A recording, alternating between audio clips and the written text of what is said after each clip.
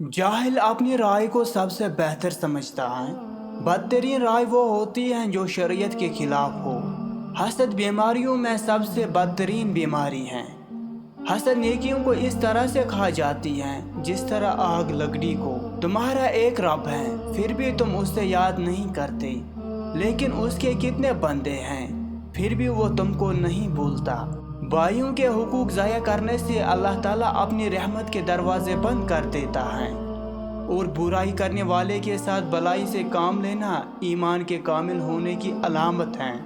अगर कोई आपकी फ़िक्र करता है तो उसकी कदर करो, क्योंकि दुनिया में तमाशाई ज़्यादा और फिक्र करने वाले कम होते हैं। जो लोगों के ऐब जानना चाहता है उसे चाहिए इसकी इब्तिदा खुद अपनी ज़ात से करे। जो शख्स मौत का मुंतज़िर है वो तेज़ी से नेकियों की तरफ दौड़ता है।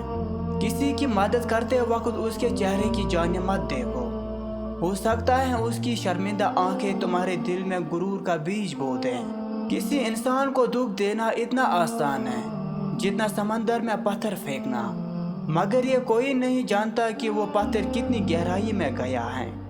खुदा जब किसी बंदे को नेक बनाना चाहता है तो उसे 3 चीज़ों का आदी बना देता है: कम बोलना, कम खाना और कम सोना।